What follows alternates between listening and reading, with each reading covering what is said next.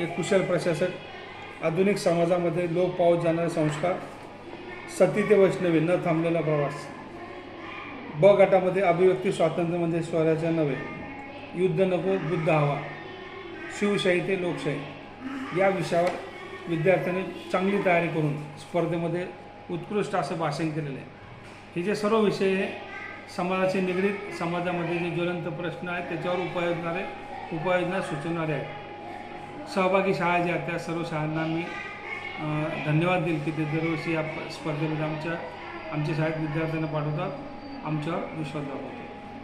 Thank you. किती शाळेनं सहभाग नोंदवला? या ठिकाणी 26 शाळांचा सहभाग नोंदवलेला आहे. याच्यामध्ये पारितोषिक वितरण कसं होणार आहे आणि काय विद्यार्थ्यांना? आज स्पर्धा संपल्यानंतर त्याचे क्रमांक काढले जातील आणि साधारणतः सोमवार दुपारनंतर व्हॉट्सअप जो ग्रुप आहे त्या ग्रुपवरती स्पर्धेचा निकाल कळवला जाईल आणि मंगळवारी जे आहे साधारणतः 12 वाजता, मंगळवारी 12 तारखेला या स्पर्धेचं वितरण 12 वाजता ठेवण्यात आलेलं आहे.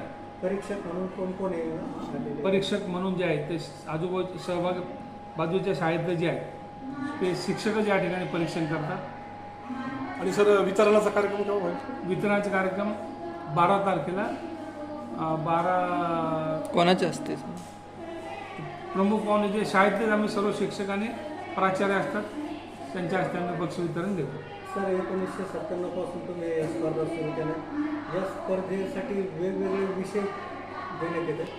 कोणत्या अद्यापपर्यंत विषय दिलेले आहेत, त्याच्यामध्ये कोणत्या विषयावर फोकस केला आहे? समाजातले जे अनेक ज्या समस्या आहेत त्या समस्यापैकी एक समस्या छोट्या गटात आणि एक मोठ्या गटात आपण देतो. त्याच्यामध्ये मागच्या वर्षी आम्ही आर्टिफिशियल इंटेलिजन्स, कृत्रिम बुद्धिमत्ता यावरही ठेवलं होतं. त्याच्यानंतर पर्यावरण प्रदूषण एक मोठी समस्या आहे, त्याच्यावरही आम्ही ठेवलेलं आहे. यावर्षी ज्या घटना घडलेल्या आहेत, आता स्त्रीवर होणाऱ्या अत्याचार ज्या त्याच्यामध्ये वैष्णवी हे नाव महाराष्ट्रामध्ये माहिती नाही असा कोणी माणूस नाही. मग सती ते वैष्णवी न थांबलेला प्रवास हे कधी थांबणार या विषयावर विद्यार्थ्यांनी त्यांचे मनोगत मांडलेले आहे. त्याच्यानंतर साधारणतः प्रत्येक वर्षी एक समाजसुधारक याच्या विषय आम्ही ठेवतो. म्हणजे विद्यार्थी त्या निमित्ताने काय करतात, वाचन करतात आणि चांगल्या पद्धतीने प्रेझेंटेशन करतात. नमस्कार, मी श्रीमती पाटील कन्या महार, सहशिक्षिका एम.आय. High school CIDCO M4. आज 9 ऑगस्ट रोजी आमच्या शाळेमध्ये आंतरशालेय वक्तृत्व स्पर्धेचं आयोजन केलेलं आहे. त्या स्पर्धेमध्ये जवळपास 26 शाळांनी आपला सहभाग नोंदवलेला आहे. त्या 26 शाळांमध्ये एक अ गट 5वी ते 7वीचा आणि एक ब गट 8वी ते 10वीचा आहे. म्हणजे प्रत्येक शाळेतून 2 विद्यार्थी ह्या स्पर्धेमध्ये सहभागी झालेले आहेत आणि एकूण सहभाग आहे 42 विद्यार्थ्यांचा. त्यामध्ये मला सांगण्यास कौतुक वाटतं की त्यामध्ये जवळपास 90% मुली आहेत आणि फक्त 10%च मुलं भाषण देत आहेत. आपण ज्या ठिकाणी म्हणतो की मुली कुठंतरी कमी आहेत हे असं दिसून येत नाही आणि त्या प्रत्येक मुली ह्या अगदी आपल्या पोट तिडकीनं आपलं वक्तव्य सादर करत आहेत. संपूर्ण हॉलमध्ये ज्या मुली बोलत आहेत त्या पूर्ण मुलींचाच आवाज जास्त येत आहे. त्याबद्दल कुठून तरी ह्या स्पर्धेतून मुलींसाठी प्रोत्साहन मिळतं आणि मुली स्टेजवर येण्यासाठी आजकाल शाळांमधून त्यांना धाडस मिळत आहे असं मला वाटतं. मॅडम, आता आम्ही भाषण ऐकलं, भाषणामध्ये राजकीय पुढाऱ्यावर सहसा जास्त फटकारे मारताना दिसतात विद्यार्थी. म्हणजे मुलांना या निमित्ताने राजकीय समज निर्माण झाली का असं वाटतंय का तुम्हाला? समज निर्माण झाली आणि शिवशाही लोकशाही त्यांना विषयच असा दिला होता की शिवशाही ते लोकशाही. मग ह्या विषयामध्ये त्यांना राज्यांचं राज्य कसं चालत होतं आणि आजची लोकशाही कशी चालती आहे त्यांना म्हणजे इतिहासही कळाला आणि वर्तमानही कळालेलं आहे. वर्तमानामुळे त्यांना आपसुकच त्यांना काय कळालं, राजकीय कळालेलं आहे, राजकीय वातावरण कसं आहे याचा अभ्यास थोडासा त्यांनी बघून केलेला आहे.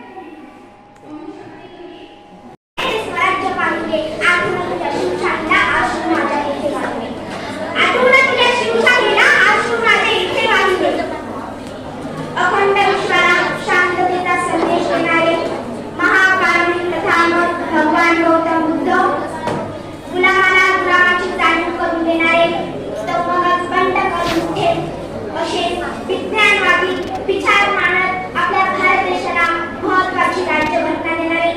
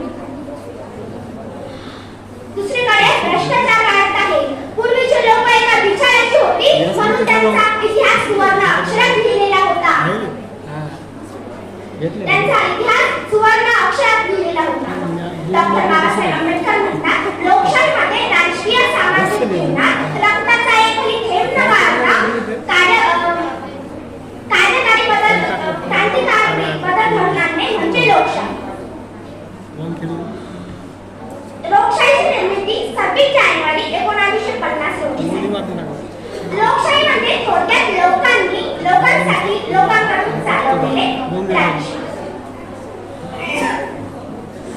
छत्रपती शिवराय आणि भारतरत्न भीमराय हे एका नाण्याचे दोन बाजू आहेत असे लोक म्हणतात, पण मी तर म्हणेन हे एकच नाणे त्याला दुसरी बाजूच नाही.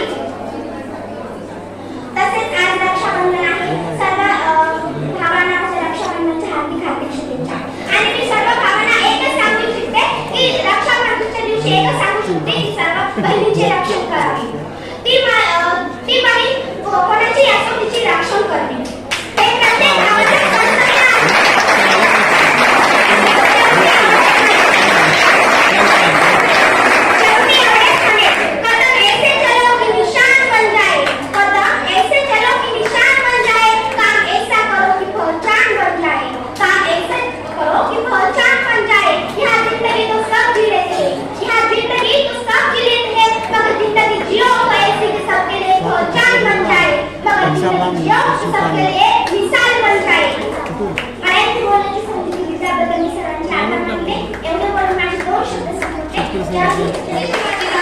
विषय मांडते अहिल्याबाई होळकर.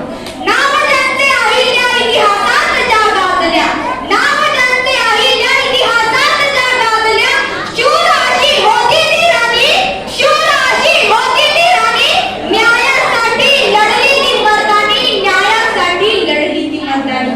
खरंच अहिल्याबाई होळकर ह्या एक मर्दानीच होत्या. त्यांचे थोडक्यात वर्णन करायला निघाले तर अंगावर पांढऱ्या रंगाचे लुगडे, हातामध्ये महादेवाची पिंड, कलारी डोळे, क्रांतिकारी दृष्टिकोन, पण मायेने ओतप्रोत भरलेले असते. अहिल्याबाईंनी केलेल्या कार्याची माहिती आपल्याला या महाराष्ट्रात सांगणं फार गरजेचं आहे, कारण जोपर्यंत आपण त्यांनी केलेल्या कार्याची माहिती या महाराष्ट्रामध्ये सांगणार नाही तोपर्यंत तरी आपला हा महाराष्ट्र कसा आहे ते आपल्याला मुळीच समजणार नाही. अहिल्याबाई शूर व धाडसी होत्या. लोक त्यांना देवी समान दर्जा देत होते. अनेक वेळेस लोकांना प्रश्न पडायचे की अहिल्याबाई स्त्री असून सुद्धा एवढ्या धाडसी कसं काय. तेव्हा अहिल्याबाई म्हणतात की जर का आपल्याला या समाजामध्ये आपलं साम्राज्य उभं करायचं असेल तर सर्व काही घेऊन आपल्याला धाडस करणे गरजेचं आहे. कारण हा छत्रपती शिवाजी महाराजांच्या संस्थानाचा महाराष्ट्र आहे आणि या महाराष्ट्रामध्ये कोणी स्त्री गडबड करण्यापासून पाहणार पण नाही.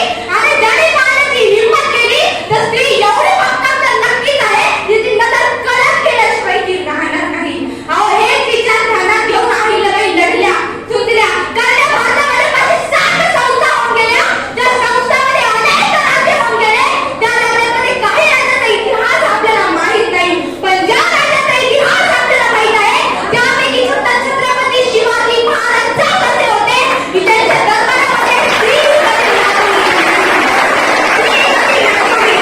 कारण महाराज नेहमी म्हणतात की स्त्री हे श्रेष्ठ राज्य आहे आणि या राज्यामध्ये स्त्री नाचवली नाही तर वाचवली जाते.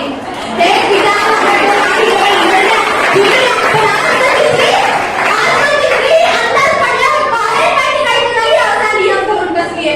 अहो अहिल्याबाई त्या काळात लढल्या कारण त्यांना असं वाटलं होतं की त्यांचा आम्ही आता लढू तर आमचा पाऊल आमच्या पुढच्या पिढीची स्त्री देखील नक्कीच लढेल. पण त्यांना तरी हे कुठं माहिती होतं की या भारतामध्ये जर 3 वर्षाच्या मुलीला देखील आता 4 होतात तर या अशा समाजामध्ये स्त्री सुरक्षित आहे का. किती भ्रष्टपोटी समाज आहे का. म्हणूनच मला म्हणावंसे वाटते की जर का आपल्या ताटामध्ये एक भाकरी असेल आणि ती जर का आपण खाल्ली तर ती आपली प्रवृत्ती. नीट ऐका बरं का.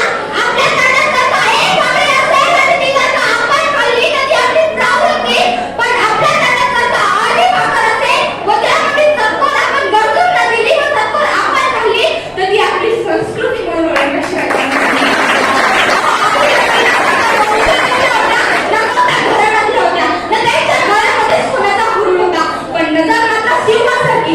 ब्रिटिश अधिकारी रोमन कॅबिनेट उभा करत नाही की Ahilyabai is a really great woman. प्रामाणिकपणा काय असतो की आपण अहिल्याबाई करू शिकणं गरजेचं आहे.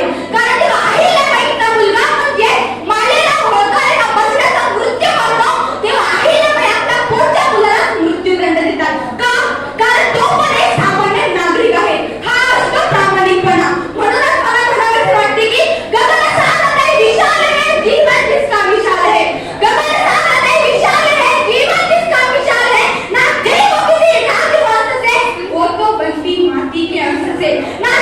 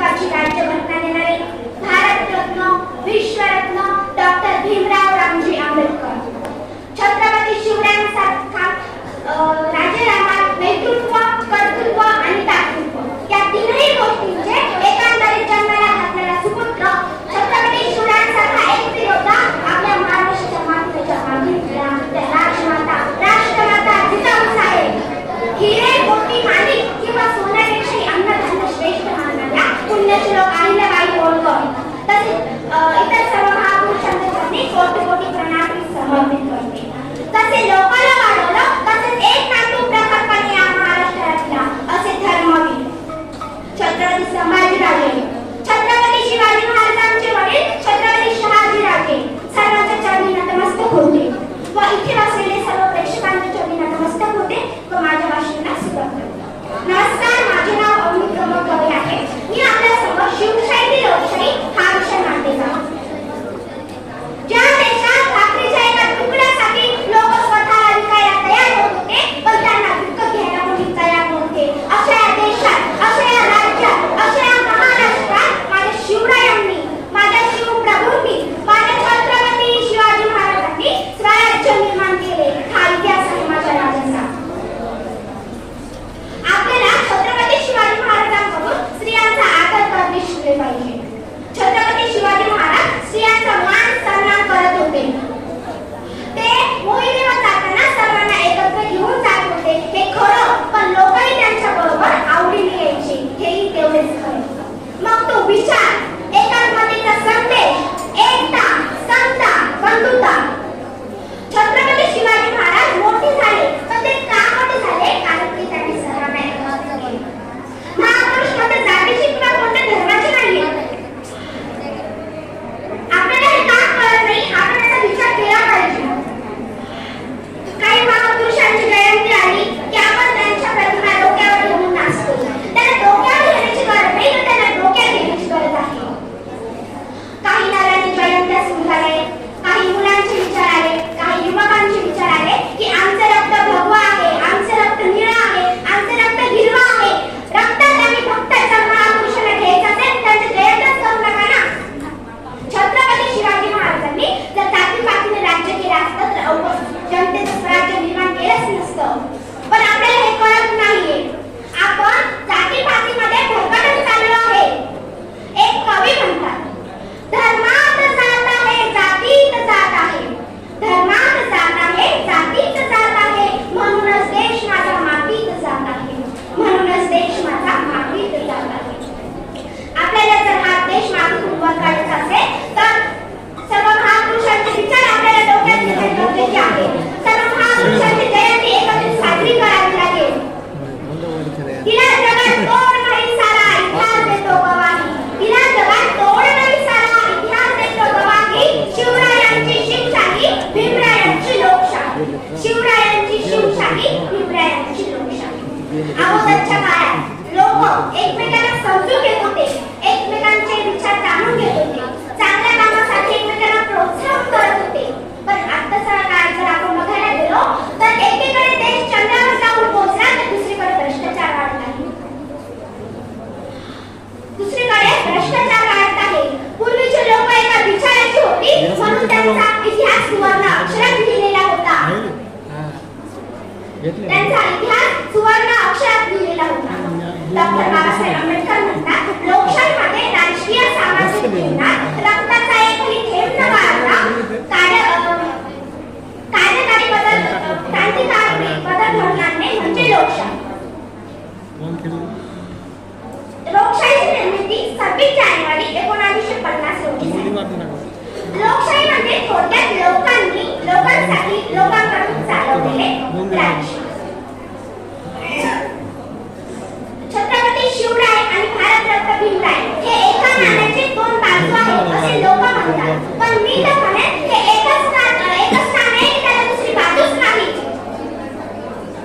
तसेच आज रक्षाबंधन आहे. सर्व भावांना रक्षाबंधनच्या हार्दिक शुभेच्छा. आणि मी सर्व भावांना एकच सांगू इच्छिते की रक्षाबंधनच्या दिवशी एकच सांगू इच्छिते की सर्व बहिणीचे रक्षण करावे.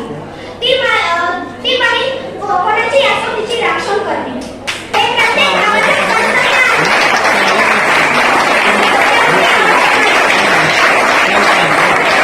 शेवटी एवढेच सांगेन, कदम ऐसे चलो की निशान बन जाए. कदम ऐसे चलो की निशान बन जाए. काम ऐसा करो कि पहचान बन जाए.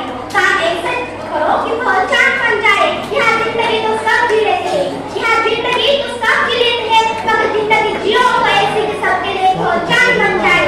मगर जिंदगी जियो तो सबके लिए मिसाल बन जाए. मराठी बोलण्याची संधी या